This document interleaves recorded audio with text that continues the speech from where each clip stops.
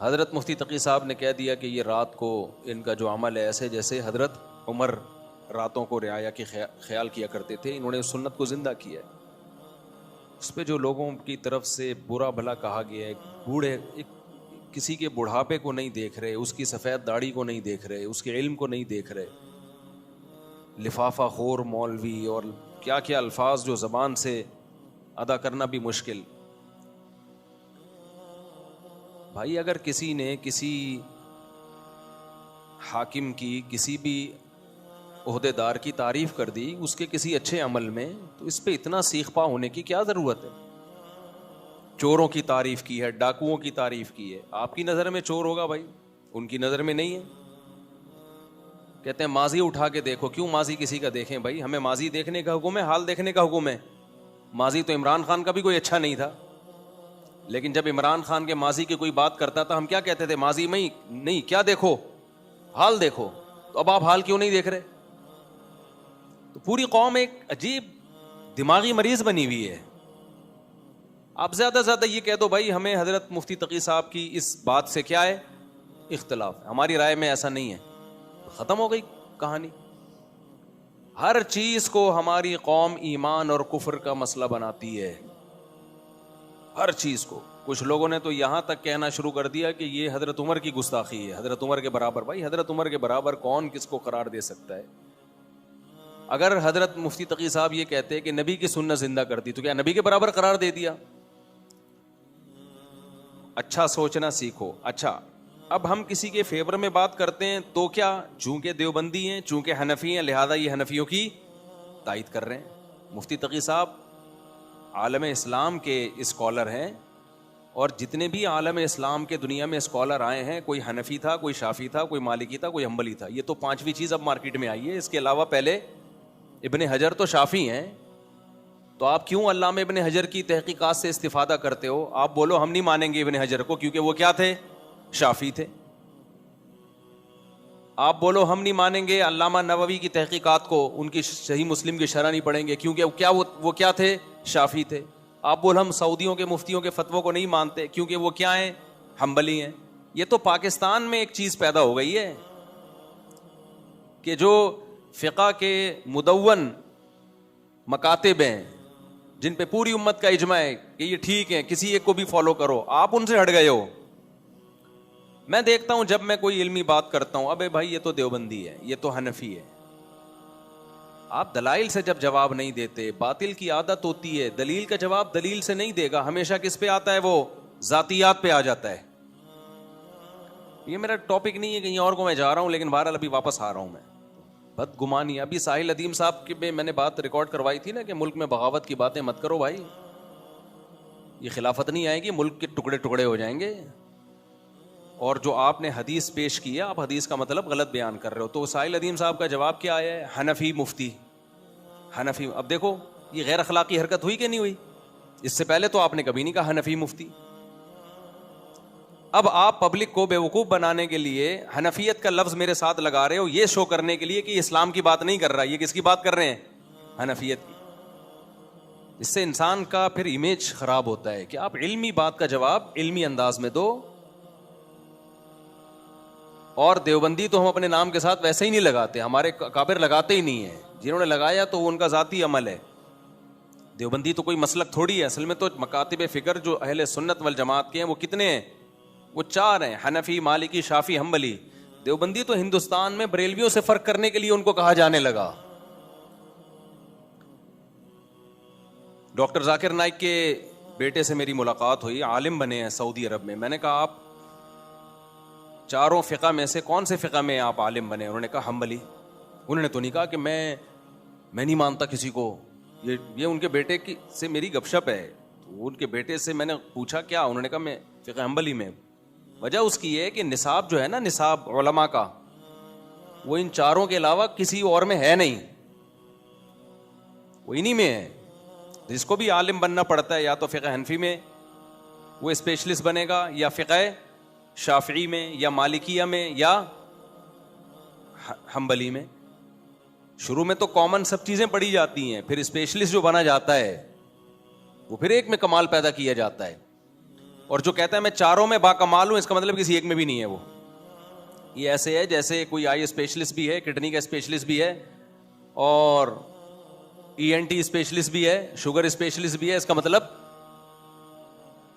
کہیں بھی نہیں ہے، کیونکہ ان میں اتنا پڑھنا پڑتا ہے، اتنا پڑھنا پڑتا ہے، اتنا زیادہ پڑھنا پڑتا ہے کہ اسپیشلائزیشن پھر ایک ہی میں جا کے کامل طریقے سے ہوتی ہے.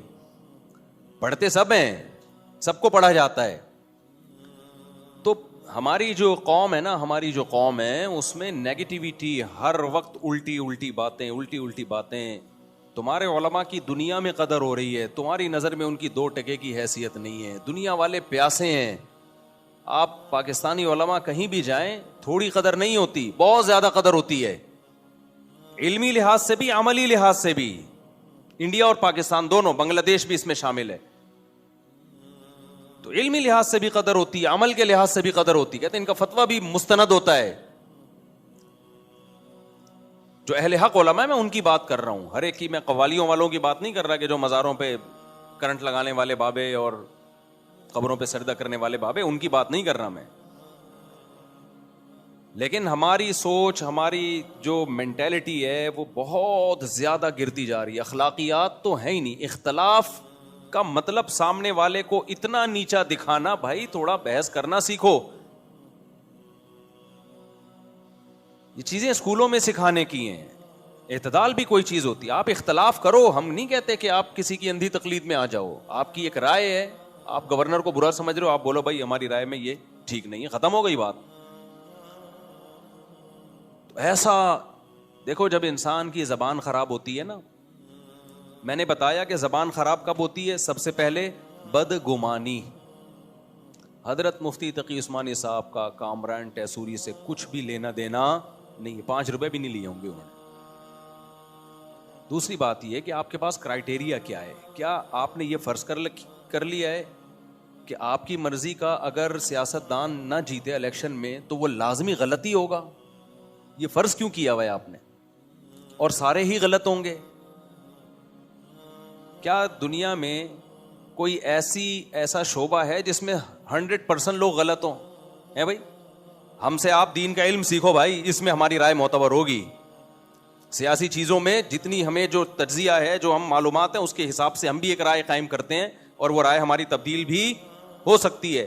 میں تو ایک اصول اور ضابطہ بیان کر رہا ہوں کہ بھائی دشمن کی رائے کا اعتبار بولو نہیں ہوتا. آپ کا کسی سے جھگڑا چل رہا ہے پیسوں کا، تو کسی دوسرے نے آپ کے دشمن کے خلاف کیس کیا، اور جس نے کیس کیا اس نے آپ کو گواہی کے طور پہ پیش کر دیا کورٹ میں، تو آپ کا مخالف جرا کر سکتا ہے کہ یہ تو میرا دشمن ہے، یہ تو ویسے ہی میرے خلاف ہے. ساس گواہی دے رہی ہو بہو کے خلاف، مانی جائے گی؟ سوکن گواہی دے رہی ہو سوکن کے خلاف، مانی جائے گی؟ نہیں مانی جاتی اسلام میں. بہو ساس کے خلاف گواہی دے، نہیں مانی جاتی. تو ہمارے ہاں مختلف قسم کے کرائیٹیریا ہم لوگوں نے بنا لیے. بھائی کچھ پازیٹیوٹی پیدا کرو خدا کے لیے، ڈپریشن سے نکلو، کچھ اچھا سوچنا شروع کرو، اچھا سوچنا شروع کرو، اور زبان کو لگام دو. فیس بک پہ جو کمنٹس ہوتے ہیں نا، اس سے پتہ چلتا ہے کسی قوم کی اخلاقیات اس وقت کہاں جا رہی ہیں. قوم کی جو اخلاقیات ہے نا، وہ کیا اس وقت حال کیا ہے اخلاقیات کا. اتنا برا بلا، اتنا برا بلا. وہ یار بیچارے بوڑھے بزرگ ہیں، ان کی زندگیاں کھپ گئیں. اچھا لوگ یہ بھی دیکھ رہے ہوتے ہیں یہ اتنے روپے کما رہے ہیں. بھائی جو آدمی 1 ارب کما سکتا ہے نا، اگر وہ 1 کروڑ کما رہا ہے تو یہ بہت بڑی فضیلت کی بات ہے. اگر وہ 1 کروڑ کما سکتا ہے اور 1 لاکھ کما رہا ہے، کما وہ 1 کروڑ سکتا ہے محنت کر کے، لیکن دنیا کی محبت نہیں ہے، لہذا گزارا 1 لاکھ پہ کر رہا ہے، تو یہ بھی اس کی علامت ہے نیک آدمی ہے. یہ دین کی خدمت کو آگے پیچھے کر کے 1 کروڑ کما سکتا تھا، یا ابھی 1 کروڑ کما رہا ہے لیکن دین کی خدمت چھوڑے تو یہ 1 ارب کما سکتا ہے، لیکن نہیں کما رہا، دین کے کام میں لگا ہوا ہے، تو آپ اس کے 1 کروڑ دیکھ رہے ہو. تو اب کیا ہے، دین آپ صرف علماء سے ہی سیکھ سکتے ہو. اگر کسی قوم کو اس ملک کے سارے ڈاکٹروں کے خلاف کر دیا جائے کہ ڈاکٹر سازشی ہوتے ہیں، ڈاکٹر 2 نمبر ہوتے ہیں، تو بیڑا غرق کس کا ہوگا؟ صحت کا ہوگا. کیونکہ جب ڈاکٹروں سے اعتماد اٹھے گا تو لوگ عطائی حکیموں کے پاس جائیں گے. حکیم بھی صحیح نہیں ہوں گے, بلکہ جو عطائی حکیم ہوتے ہیں نا, حکیموں کی بھی دو قسمیں. ایک تو ہوتے ہیں جو پراپر وے میں پڑھے ہوں کسی ادارے میں اور ناغے نہ کیے ہوں, پڑھے بھی ہوں. ورنہ اداروں میں ایسا ہو رہا ہے کہ میں ایسے حکیموں کو جانتا ہوں ماشاء اللہ. آپ کبھی خوشبو لگا کے آؤ تو میں آپ کو بتاؤں گا کہ ایک دن بھی یونیورسٹی میں نہیں گئے, جو حکمت کا کورس ہوتا ہے نا ہمدرد یونیورسٹی وغیرہ جیسی یونیورسٹیاں جو حکیم سعید بنا کے, ایک دن بھی نہیں گئے, سرٹیفکیٹ ہے ان کے پاس. اور نہ کسی سے باقاعدہ پڑھا, بس تجربے کر کر کے نا. اور کچھ تو ایسے 2 نمبر ہیں, ہر دوا میں پیناڈول کا پاؤڈر ملاتے ہیں یا ڈسپرین کا پاؤڈر ملاتے ہیں. آپ وہ جب کھاتے ہو سونف میں ملا ہوا ہوتا ہے وہ پاؤڈر بننے کے بعد پتہ نہیں چلتا. سونف بھی ہے اس میں, کالا نمک بھی ہوگا اور وہ بھی ہوگا. تو آپ نے جب کھایا تو ڈسپرین کھانے کے بعد آدمی کی طبیعت کیا ہوتی ہے, فٹ فاٹ. پیناڈول کھانے کے بعد ایکٹیو ہو جاتا ہے. کہتا ہے یار ہزاروں ڈاکٹروں سے علاج کرایا, فائدہ اس گلی محلے کے حکیم سے ہوا 5 روپے میں. تو اگر آپ ریلائبل ڈاکٹروں کو کا یہ امیج دنیا کے سامنے لاؤ کہ یہ سب بکے ہوئے ہیں, سب 2 نمبر ہیں, سب بیوقوف بنا رہے ہیں, سب منجن بیچ رہے ہیں, تو ڈاکٹروں کا منجن کے بجائے پھر جاہلوں کا منجن بکے گا کہ نہیں بکے گا؟ بولتے کیوں نہیں؟ تو جب آپ جن لوگوں کو اسلام کے خلاف کھل کر بول سکتے ہیں نا, وہ تو کھل کے اسلام کے خلاف بولتے ہیں. جو اسلام کے خلاف نہیں بول سکتے, تھوڑا سا ان کے دل میں خوف ہے یا عوام کا ڈر ہے, تو وہ پھر کس پہ آ جاتے ہیں؟ علماء پہ آ جاتے ہیں. وہ علماء کے خلاف بولنا شروع کر دیتے ہیں. یہ دیکھو مولوی دوسروں کو بتاتے ہیں آیت الکرسی پڑھ کے دم کرو, حفاظت ہوگی, خود گارڈ رکھے ہوئے ہیں. کسی نے مولانا طارق جمیل صاحب کے بارے میں کہا تھا, بھائی شریعت میں دعا اور اسباب ایک دوسرے کے منافی بولو نہیں. مولانا طارق جمیل صاحب نے اگر یہ کہا ہوتا نا کہ آیت الکرسی پڑھو پھر تالا نہ لگاؤ دکان پہ, یہ عامل لوگ کر رہے ہوتے ہیں یہ ڈرامے بازی, پھر ہم کہتے ہیں کہ قول اور فعل میں تضاد ہے. اگر مولوی یہ کہہ رہا ہوتا آپ کو کہ پیسہ مت رکھو,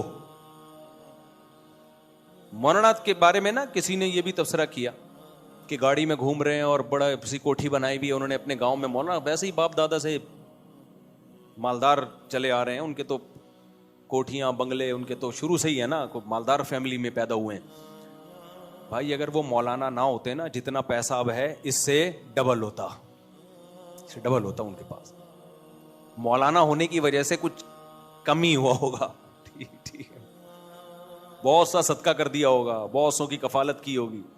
خوشبو لگا کے آتے نہیں ہو اس لیے مسئلے آپ لوگ کے ساتھ ہیں.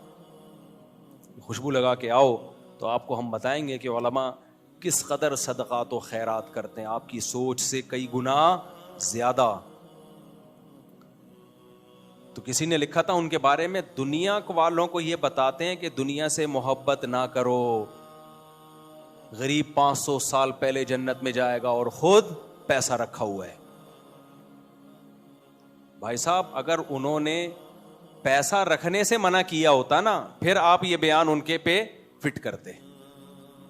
کوئی مولوی آپ کو یہ کہہ رہا ہو نا کہ غریب بن کے زندگی گزارو, پیسہ مت کماؤ, پھر وہ خود پیسہ کما رہا ہوتا, یہ لگژری لائف ہوتی, تو آپ اعتراض کرتے. پیسہ رکھنا اور پیسے کی محبت اور ہوس دونوں میں فرق ہے.